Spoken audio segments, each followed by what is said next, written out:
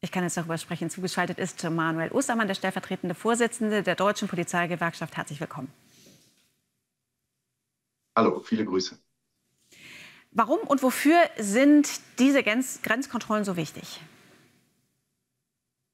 Zunächst einmal sind diese Grenzkontrollen anders als die wir seit vergangenem Jahr kennen, nicht dazu dienlich, ausschließlich unerlaubte Einreisen festzustellen, sondern insbesondere terroristische Bedrohungslagen zu minimieren, indem wir dann auch extremistisches Potenzial oder auch terroristisches Potenzial an den Grenzen schon feststellen. Und auf der anderen Seite geht es auch darum, dass wir die sogenannten Gewalttäter Sport ausfiltern und dann auch eben bei der Einreise hindern, sodass wir dann, auch wenn es eine Europameisterschaft ist, rivalisierende Nationen und dementsprechend die Ultragruppierung nicht nur feststellen, sondern auch verhindern, dass es hier zu gewalttätigen Auseinandersetzungen kommt von Menschen, die in Bezug auf die Europameisterschaft in Deutschland nicht einreisen dürfen.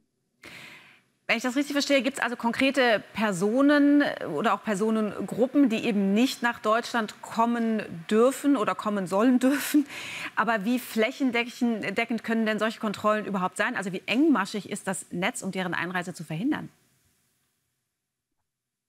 Die Kontrollmaßnahmen verschieben sich in unterschiedlichen Instanzen. In der Realität sieht es so aus, dass wir natürlich durch ausländische Ermittlungsbehörden die Erkenntnis bekommen, an welchem Ort und zu welcher Zeit sich rivalisierende Gruppierungen oder eben auch straftatbekannte Fußballaktivisten an welchen Grenzübergang begeben. Und dementsprechend werden Kontrollstellen aufgestellt. Die meisten kommen dann mit Reisebussen, die werden dann rausgezogen, kontrolliert, sowohl die Person überprüft als auch kontrolliert und durchsucht und auch das mitgeführte Gepäck. Und wenn wir dann dort feststellen, dass es Einreisehemmnisse gibt, eben weil man in dieser Datei Gewalttäter Sport steht, dann ist die Reise damit beendet und man muss wieder zurück ins Heimatland gehen. Das ist nicht nur zielführend, das hat die Vergangenheit schon gezeigt, sondern auch zwingend notwendig. Denn auch wenn wir hier in einer Europameisterschaft sind, gehört soweit dazu, dass nicht jeder Fußballfan nur seine Nation anfeuern möchte, sondern in erster Linie hier durch gewalttätige Auseinandersetzungen auffallen möchte.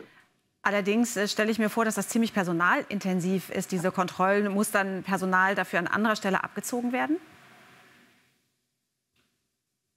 Natürlich, das ist personalintensiv. Es gibt nicht nur bei der Bundespolizei urlaubsbeschränkende Maßnahmen. Die Kolleginnen und Kollegen sind also mit einer Vielzahl im Einsatzraum und es gibt eine sogenannte besondere Aufbauorganisation, der daraus resultiert hat, dass es einen Führungsstab gab, wo genau sowas vorgeplant ist. Die Kontrollstellen vorgeplant, Kräfteverschiebung, taktische Konzepte, wann müssen wir wo sein, mit welchem Kräfteansatz. Das ist alles das polizeitaktische Konzept. Und da sind die Sicherheitsbehörden seit mehr als 1,5 Jahren in den jeweiligen Planungsstellen schon dabei, das auch seriös aufzustellen. Insofern können wir uns da ganz sicher sein, dass die Polizei sowohl des Bundes als auch der Länder genau wissen, was sie da tun. Und eben die Kommunikation mit ausländischen Sicherheitsbehörden dient dazu, dass wir eine vollumfängliche Sicherheit garantieren können. Bei einem hohen Personalaufwand, gar keine Frage, aber auch bei einer hocheffizienten Kontrolle.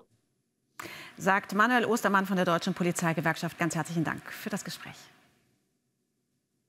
Ich danke Ihnen.